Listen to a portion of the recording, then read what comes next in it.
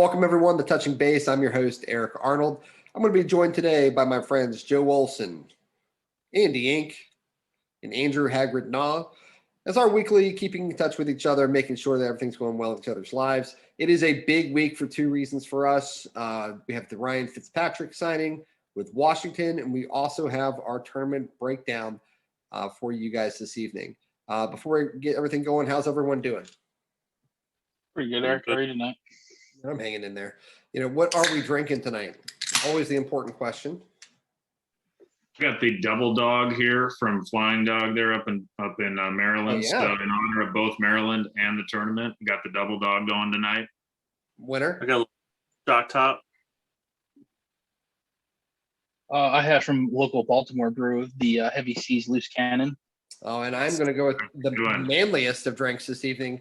I'm going to be drinking a truly strawberry lemonade.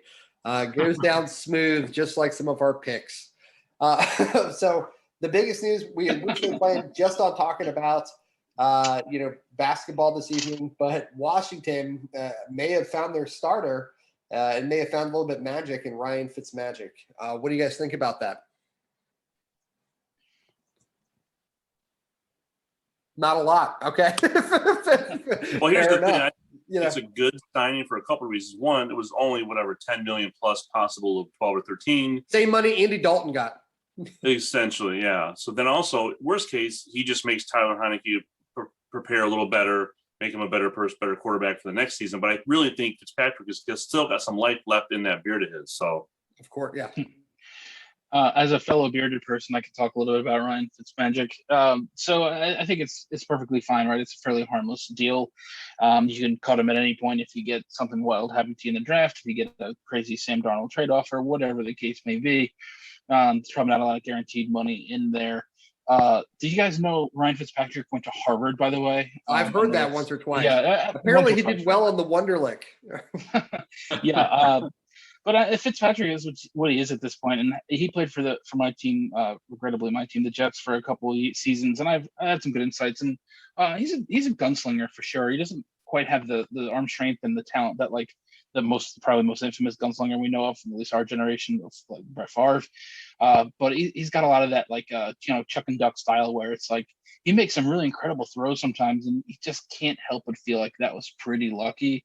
Because as many of those you get at least kind of a 1-to-1 on a interception where it's like, you weren't even looking downfield when you let that ball go, So I don't know if it's something I want to go into game one with Ryan Fitzpatrick and entrench as my starter, but he's done some things in that role. So flip a coin. Yeah, I will say that I think that the signing of him says two things. One is that they are not the football team is not super confident in their quarterback position going forward as far as the big picture goes. So they're looking for something to stabilize the position.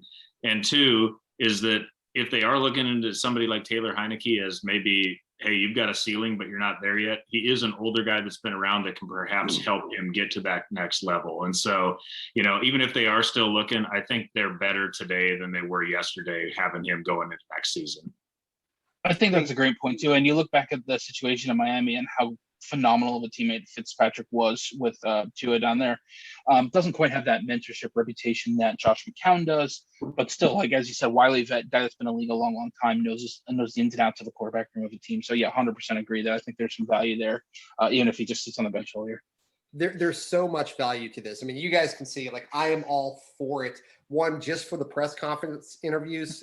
But more importantly, besides the fact he's supposed to be an incredible teammate, it's not an expensive move. You have an open competition now with a veteran, a young guy, and a backup who has starter experience, who knows your system. But the most important thing about this to me was the fact that they didn't go out and overdo it as far as signing a Mitch Trubisky to a 10-year deal because they felt like they had to sign somebody this season. They knew what it was. They didn't overpay for anything. They didn't go to an extreme, which is something we've seen them do. Now, it's been a few years. People, forget, they've actually done a pretty good job, with spending recently. But I love this signing. There's nothing bad that can happen out of this. As far as it might create some controversy because he might be doing better than Heineke, or the second he throws one of those interceptions that you're talking about, they might be calling for Heineke's name, and there might be a little bit of that. but I'm okay with it. I mean, there's an open competition. This team has potential to do well. They don't need to rely on him. I hope that he understands the offense, which it seems like he could. He, as you mentioned, and everyone knows at this point, he went to Harvard. He doesn't need to have a strong arm in this offense. He really just needs to distribute the ball quickly, because still the offensive line suspect. I worry about his mobility a little bit, but overall, I think this is a great signing, and I'm all for it. It also makes sure that they don't have to draft the quarterback in the first round anymore. That a lot of people were assuming that Mac Jones or someone like that whoever slides would be their guy at 19. They don't have to do that anymore. They don't have to give up too much. No draft picks, to get them. No crazy money. All for it. So we'll see. We'll play this back in a few weeks and see how it's working out down the road. But let's get to the big stories. Brackets finally came out. Everyone's super excited. They held us in suspense with Maryland being the last team in. As far as being announced, getting the 10 seed.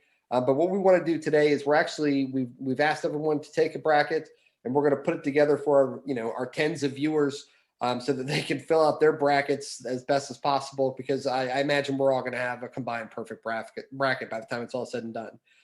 First, we're going to start out west. So Hagrid, can you tell us, what do you got happening? What do you see happening out west? Yeah, sure. It's an interesting bracket. There's some matchups there that you got a lot of kind of interconference things going on. A couple of Pac-12 competitors, a couple of Big Ten friends, Big 12 as well. So some interesting stuff going on. But obviously, I think Gonzaga number 1 overall altogether. They're definitely going to make a run here. There's no question about that. They've handled pretty much everyone they face. Not pretty much everyone. They're undefeated, right? So they've handled some teams. Looking down their line, there's a lot of universities and colleges there that I've heard of before tonight. So I do have some concerns about the level of competition. But you play who's on your schedule, right? So anyway, I think you have Gonzaga obviously advancing. I have them advancing all the way to the Elite Eight, and I'll get back to that. I've always liked the 9/8 matchup. It's just back when I was growing up and filling out newspaper brackets on back of a cardboard box. I always picked the 9/8. It seemed like Bobby Knight in the Hoosiers. I think Missouri got screwed in this. I think Missouri's a lot better than the 9 seed, if I'm being honest with you. Yeah. Well, there you go. Creighton over. Yeah, thank you. Creighton over an acronym school I haven't bothered to look up. Virginia, Big East, old Big East friends. I think they're confident over some action in from Ohio. So the 6-11, I think that's feisty. I think if Wichita State wins the play-in, I think they're going to give USC a run for their money. Wichita State, just always feisty come tournament time. It seems like the Shockers went pretty deep a few years back. I think if Drake comes out, then I think that's easy for USC. And I ultimately coming out with new albums and out of the West. Yeah, right. It's God's plan. I think ultimately, whomever it is loses to Kansas. I also like VCU over Oregon. VCU, another one, was feisty a couple years back. Whole Commonwealth. Yeah. Yeah, the whole Commonwealth of Virginia. And then Oregon looked at some of the Pac-12 competition this year. Just not a ton going on out there. A little bit of teams beating up on each other. USC kind of falling into that same bucket. And then Iowa, of course. I do have Iowa advancing. I have Iowa taking out Kansas and getting to the Elite Eight to face the Zags. Essentially, I think Iowa's playing a much higher level competition with some high rollers in the Big Ten. I just think, again, Gonzaga playing some University of the Hopeless Miracles earlier in the season. They had some impressive wins. Obviously, smacked around Kansas for sure. Without looking it up, can anyone name a Grand Canyon player? Abraham Lincoln. Paul Bunyan. I don't. So I have to bring all that together. I have Iowa coming out of the West. Okay, I don't think it's a bad pick. I mean, especially with Luke Garza, being the senior leader, coming back to essentially do this with his teammates. I think it's got plenty. They've been tested. We were talking about this earlier. They played a tough schedule. They've got the ingredients to do it. I'm with that. Now, one of the things, Joe, I forgot to mention this, and I apologize. We were actually talking about just how different this is going to be, because even though he came back, I'm sure this is not what he was expecting. This is going to be a completely different March Madness this year. We didn't have it last year. I was heartbroken. This is my absolute favorite time of the year. Normally it's a Thursday, Friday matchup. This year it's more of the Friday, Saturday matchup with some extra games on Sunday. What do you guys think about the new setup? I mean, I hope that the new setup isn't the permanent setup, but I'm glad that they found a way to make it work for As long this as year. it's happening. Yeah, just it happened. Shut up, enjoy, Oh, absolutely. And I mean, this kind of brings just the fact that we're filling out brackets and even talking about it right now kind of reminds me of where we were a year ago when this whole thing got canked and we were all bummed out that it wasn't going to happen, And so just with that being said, this being all in one city, although several different sites within the city, I think that several of the other major sports have kind of proven that this can be a good thing with preventing COVID. I really, really hope we've already kind of had they had referee issues and everything like that. I'm really, really hoping that there's not a team that gets axed from this due to COVID and they only are axed because they lost a game, because I hope that doesn't blow up anybody's bracket. So that's all I think. No, Joe, we didn't talk about this in prep or anything like that. It just kind of struck me when you were talking and seeing your, Badgers stuff. I mean, you're the only one here who was a D1 athlete playing soccer at Wisconsin. What do you think it would be like? And I know it's a completely different level, but what do you think it would be like to be with your teammates surrounded in a bubble, setting up this tournament style? Like, how do you envision it? What would it feel like?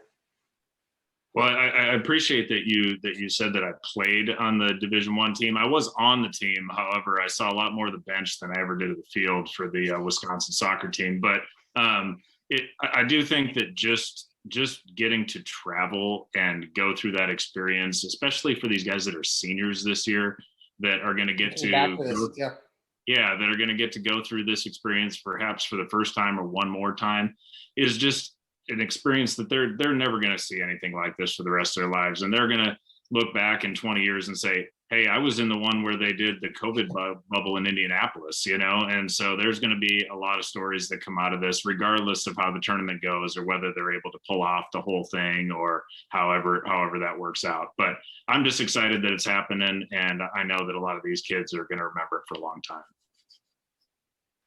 I think the format hopefully is a one and done, like they go back to normal next year. But I think this year they could have done it Tuesday, Wednesday, Thursday for 5 weeks in a row. We would have watched every single game because we are ready to watch some March Madness basketball. We talk about filling up brackets. That's the fun thing about this whole thing. And last year we didn't have it, so I was making up brackets and throwing them on Facebook of the best side dishes, the best 80s action movies, the best whatever, just because you missed that feeling of filling out a bracket. I argue that my favorite part about all of this is the storylines. When you get to that setup, it's about 2 hours in, about 2 o'clock or so, when those games start winding down and everyone's season starts ending 30 minutes apart from each other, and you get some close games, and you get just to essentially go from channel to channel to channel to channel, seeing how someone's season ends or doesn't end. There is some magic to that. And that goes from, about 2 o'clock when the game's, the 12 o'clock game starts ending all the way until midnight. And you're just, the heartbreak and the joy. And then you do it again the next day. And then you do it again the next day with those same teams. You just built this story for these two teams you saw play yesterday. Now they're playing against each other. That, to me, there is something about that it's incredible, because really you just want to watch that final 30 minutes of every game. And hopefully if you think about it, none of us would have ever heard of Florida Gulf Coast if it wasn't for a couple of years ago when they made that run. And I remember even being a 15-year-old watching Steve Nash in Santa Clara, Arizona. I mean, that alone, that sticks with you. I'm looking at Loyola Chicago later when we talk about that. And the only thing I can think of was Sister Jean and how much fun that team was. And this is a couple years later. We'll talk about her too, because she's coming back. I noticed she's got her shots in, and she's going to be the chaplain again. So I can't wait for Mean Gene to be back out there, But yeah, I mean VCU's on that list.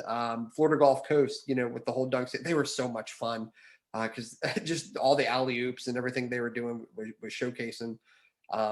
Every year there always seems to be a Cinderella, and the nation gets behind them, and there's nothing like that either. Now I will say what stinks is you would watch some of these games where all the fans who were kind of not into it would start rooting for the underdogs. You would start seeing these smaller schools, kind of if they were in these games, a Lehigh when they were going against Duke, and they realized they had a real chance to win, it almost becomes a home game for them because all the other fans are rooting for Duke to lose, and I'm always on board for that. But I will wonder if that connects this year with the lack of fans. But I think that will still happen. That feeling will still be there. I know I'll be screaming my head off. I believe I'm going to be sick on Friday from work. Nobody watches it from here. Nobody cares. All right. Let's go to the South.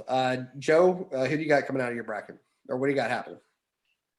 All right. So I'm going to start with the kind of the obvious, and then who I can possibly see coming out of the South, right? Because I obviously everybody's bracket is going to be sliced up a little bit differently, but I think it's safe to say that Baylor is a pretty strong favorite. Best team, right? They're the best team in that bracket.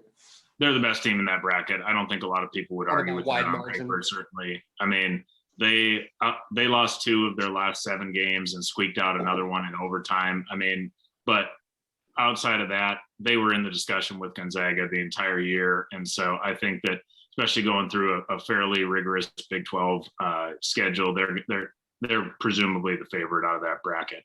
I will say that I agree with Andrew. The 9-8 Wisconsin will be beating North Carolina on Friday, of course. No bias there at all. Be honest, did you look up any stats for that game at all, or was it just an instant circle around the 8? Well, I didn't need to look up any stats because I already knew who the winner was going to be, and so it was fine. Whatever the stats were, I didn't need them. However, in fairness, I think that either team is going to get slaughtered by Baylor in the next game. So be that as it will, I do think Wisconsin does have a good chance against this iteration of North Carolina. They are a decent team this year, but they coming off some wins against a whatever Duke team or whatever. But Wisconsin played the toughest schedule in the country. You can look that up. Non-NIT team in Duke, Right, and so I do think that is fair, but I'm just giving some extra love to the Badgers because they're probably going to be either 1 and done or 2 and done in this one. But so here's the other teams I think that can come out of the South. I think Purdue was playing hot going into the Big Ten tournament. I think that they played another tough schedule, right? I mean, I don't think a lot of people would be surprised to see them make a deep run. I do think that Arkansas is kind of like a team that people don't know a lot about this year, and they're came through an SEC that was kind of sans a good Kentucky team this year that I wouldn't be surprised to see them make a run. I also wouldn't be surprised to see them like lose in the first round or something like that either, because we just don't know about them and they're not a traditional power out of the SEC. But then Ohio State is the other one. So I'm saying either Baylor, Purdue, or Ohio State is going to come out of this region. Ohio State made a nice showing in the Big Ten tournament after some struggles in the late part of their season. And so I think that nobody would be surprised out of that either. My sleeper in this region is Virginia Tech. Now, Virginia Tech, they played the ACC again, but a kind of watered down version this year. They got a 10 seed, but they also got some COVID issues going on towards the latter part of their season too. They've had some good wins over some quality ACC opponents, and so wouldn't be surprised if they gave Ohio State a tough game in that second game either. But bottom line is, I think the Baylor's coming out of this region, and if anything else happens other than that, I think it'll be a surprise. But Baylor and Purdue or Ohio State are the 3 that I could see making a run. All right, awesome, Andy. Okay, so I got my team Michigan in the East, and I had a really hard time with that one because Isaiah Livers, of course, is out for the season, and he's kind of. How much do you think that you watch them more than anybody else? How much is that really going to affect them? I think those role players that we don't know enough about could possibly step up and really force them to make a run. But I just think Juwan Howard kept saying that we step up, next man up. Even when he got kicked out of the game against Maryland, coach up, But Livers is a big loss. Does that take them out of that? Like, if they hadn't had them this whole season, would they still be a 1 seed? No, I don't believe they would. I think there's not enough people on the bench to really make up for something like that. Now, of course, in March Madness, of course, is those runs people make with, Austin Davis has stepped up for a while, and it's just Eli Brooks stepped up during the Big Ten tournament. There's really some guys that have potential to step up, but I just don't know if they can fill those shoes. So I have Michigan going to the second round, and I have them playing St. Bonnie. I have St. Bonnie, the 9 seed, again, those 8, Oh, the 9 9-8. seeds. Yeah, I got that too. Yeah. Even the 7-10 seeds are a lot of times. I have Maryland beating UConn. And then I have my upset for this bracket is Georgetown. I think Georgetown is hitting their stride right now. They made a run. So they won the Big East good in tournament. that Big They East won tournament. for 2. Yep. And having, So Patrick they win by Ewing, 30 in their championship game or something. I mean, it was it was something like that. Yeah. Funny story about that is Patrick Ewing went to Madison Square Garden. He got ID checked, and he was really not happy about it. He said, "I played here. This is built. I didn't build this house, but I definitely renovated it." He's fairly so then tall. I have Georgetown losing to Florida State in that second round matchup. I have BYU, and we talked about this in the pregame. And Michigan State, UCLA, that play-in game. Michigan State is a team. If they get that play-in game, they can definitely make a run. If they get some momentum going, they get some. They're hitting their stride, especially with a coach that they have. I mean, that's an amazing coach and a Hall of Fame coach that could really take them farther. But I do have BYU winning the winner of UCLA and Michigan State. Yeah. And then I have Texas beating BYU, and then Maryland, unfortunately, is going to lose to Alabama, I believe. Alabama, when I was just doing some research on them, because I didn't watch much of that. It's a football school, really. They make 10 3-pointers a game, which is just insane. Yeah. And they shoot 30 3-pointers a game. So that alone is also another one where they can be streaky. So they're going to live or die by that 3, and I think they're going to live against Maryland. So my next round matchup is Michigan and Florida State, and I think that is going to be one of the biggest turnaround games for the whole bracket, because I think the winner of that game is going to win the bracket and fight for that Final Four. So I have FSU going again in the next round against Alabama after they beat Texas. I think Alabama, it's going to be one of those things where Alabama is either going to do horrible that first week and just be out, or do awesome that first week and just not be able to show up against Florida State that second week. I just don't think back weeks for the team that relies that much on the 3-pointer is really a hard thing to follow up. So eventually I do have Florida State taking out Alabama to make it to the Final Four. Yeah, I mean, I think that's a pretty solid pick. Michigan, I worry about, with the loss of Livers, I do think that they slide down to more of a 2 or a 3. And I think Florida State, even though, they ended up with that 4 seed, I think you're right. I think they're better than that 4 seed maybe predicts, just because of the way their season happened. But that they're going to be a good team. And I think you're right. I think Michigan and Florida State are very mirrored teams, except Florida State is healthy and they're a smidge better on defense. So if Michigan overcome that, I think they might be able to take Alabama, but I don't see them replacing enough of the Livers contribution. No, absolutely not. All right. Well, then let's go on to the Midwest real quick. I know that Illinois, and I was telling you guys before here, the problem I have with Illinois, and they are easily the team that should beat us. They have a dominant big man. They have a dominant guard. They have proven, to be able to win the Big Ten tournament. They're playing hot basketball right now. I love Maryland, but I cannot get over the fact they lost to Maryland without their starting point guard. There's something about that always sits in the back of my mind, because they played so awful that game. Also, there's a small part of me that doesn't like the fact that even though Ohio State, another good team, they were up by 20 on them going into that conference championship game. I flipped the game over and started doing, something else. And you saw them give up that lead and have to go to overtime. Now they won, they reached down and they found it. But that scares me. Are they going to be able to rely on that? Kofi Coburn, careful how I pronounce that, also, seems to get himself in foul trouble. And they are a completely different team when he's not in that lineup. The biggest matchup in all of this is, once again, we keep talking about these 8-9 matchups. Georgia Tech, which has been a very good team. I believe they won the ACC tournament going against that Loyola Chicago team with Sister Jean. I've got Sister Jean's Loyola Chicago coming out of there. I think that they're a lot better than what their ranking is. I believe they're actually a top 25 team that just has an 8 ranking. And I think that's a little too much, a little too far down. But I have them losing to Illinois. I do, the 116 Illinois. But the team and I keep hesitating. I almost don't even want to say it. The team that I'm rooting for in this is going to be Tennessee. Tennessee started off the year as a top 10 team. They have disappointed, and they really could end up slipping early, especially to Oklahoma State. Oklahoma State, has essentially the best player, the number 1 pick in the NBA draft, in Cade Cunningham. He could use this as kind of like his insurance of the guaranteeing that he, is the number 1 pick going into it. But we saw Edwards, go to Georgia, and it didn't really matter. I don't even think they made the tournament. We've got Oklahoma and Liberty. I wanted to pick Liberty in this because they've got a couple big wins on the year, but I just can't make them do it. Syracuse, San Diego. Syracuse shouldn't even be in the tournament, quite frankly. I thought that was the biggest surprise when all this, when all the teams were selected. A good friend of mine's a Syracuse fan. I was very happy for them. But let's be frank, they have no business being in this tournament. And even though it is a tough style of defense to challenge, I think San Diego State's just going to be better. I got West Virginia, I got Clemson, I got Houston. Now, I've got Houston coming out of this. Houston, to me, is a strong guard team. They've been a better program over the last year or last few seasons where they've really kind of, put themselves, near the top 10 every couple of years. And I think this might be their year to do it. They've got some good seniors on this team. And quite frankly, I think they have the easiest path, even easier than Illinois'.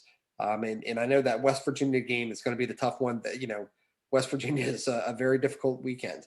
But I think they can do that. I think they get through. And I do see them playing Baylor at the end. Wow.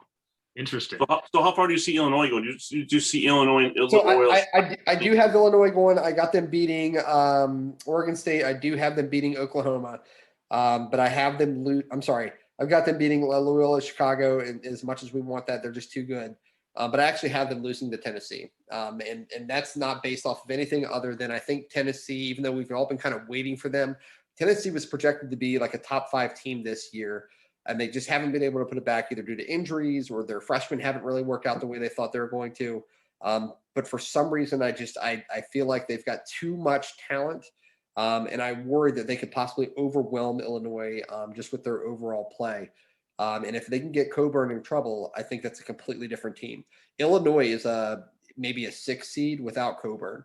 But since they have him, in the lineup, but, it's not impossible to get him out of a game early.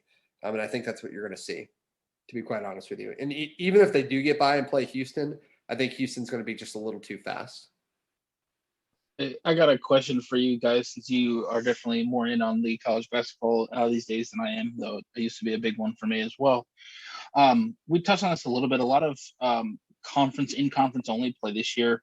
How do you think that's going to affect people's brackets? How is that going to affect play when teams who maybe haven't played an out-of-conference game since Thanksgiving are now, playing against somebody on the other side of the country who's mostly only played competition in their conference as well? How's that going to play into all this?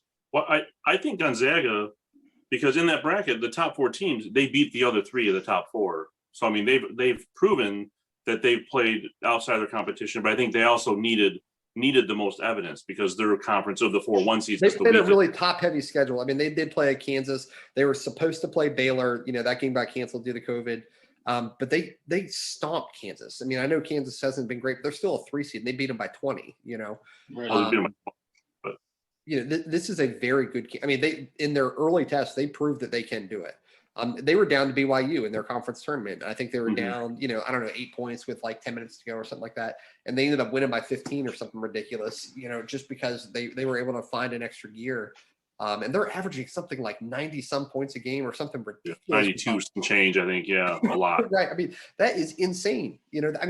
That's almost like getting an extra half.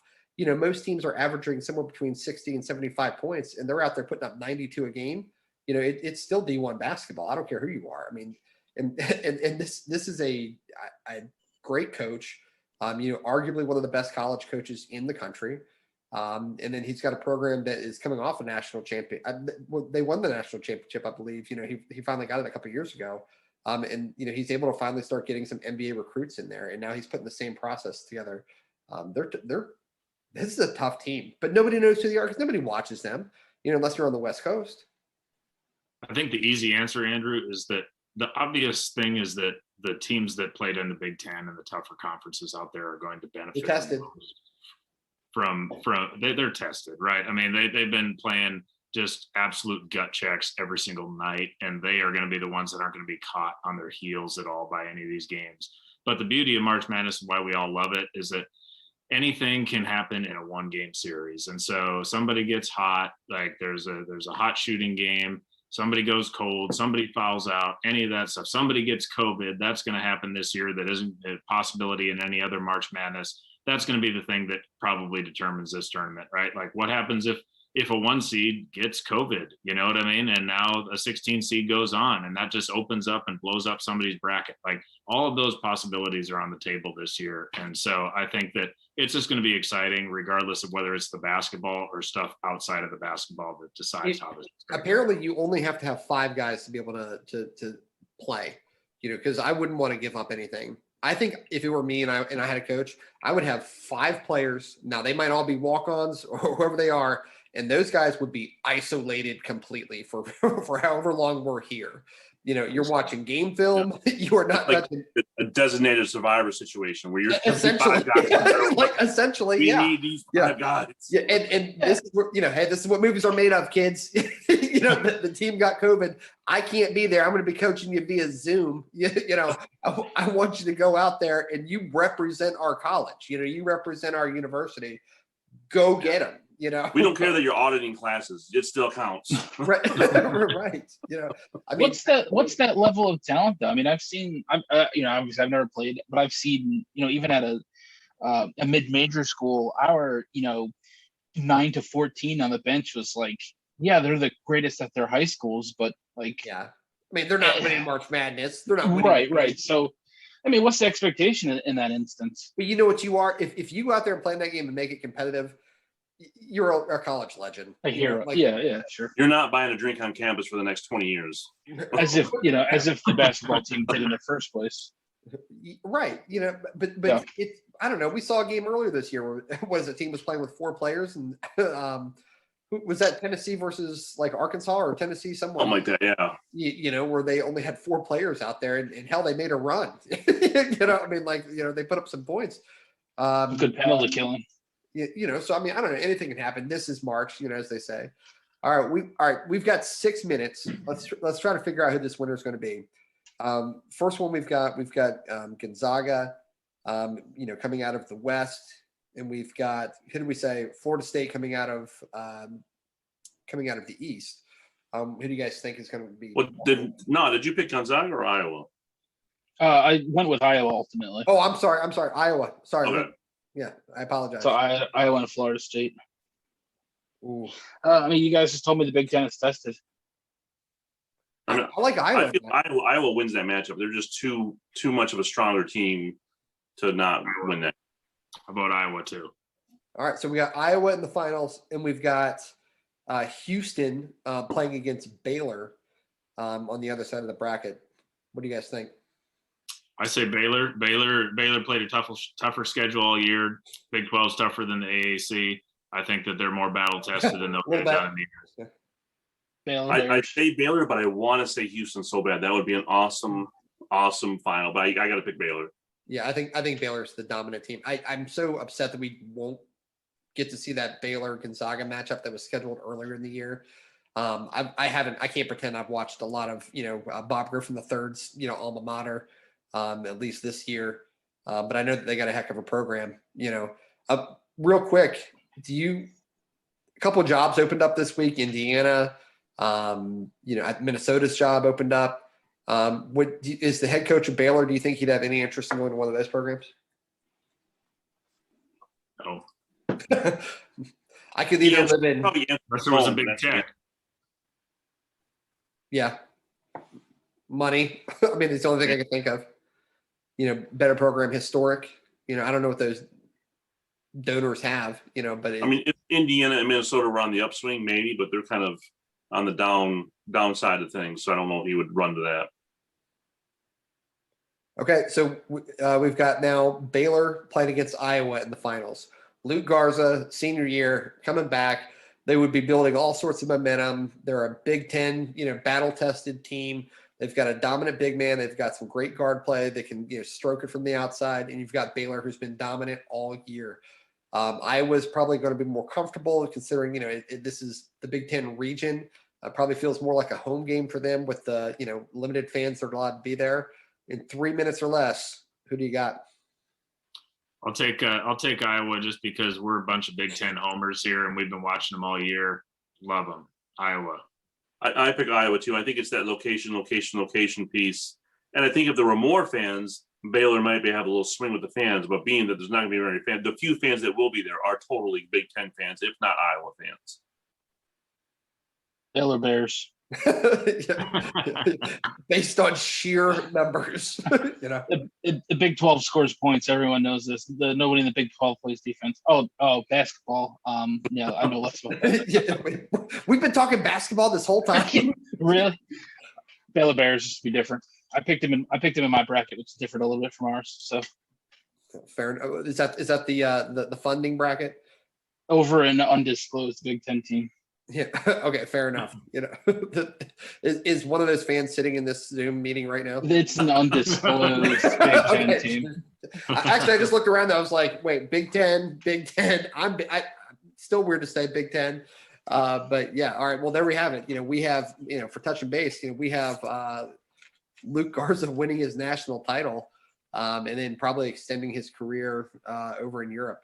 Gentlemen, we have like two minutes left. You know, it's always great talking, you know, with you guys. It's the highlight, I know, of my week. You know, I appreciate all your time today. Let me throw one up for you here. Let me give a cheers to you guys. You know, let's enjoy our March Madness. Have a good week, guys.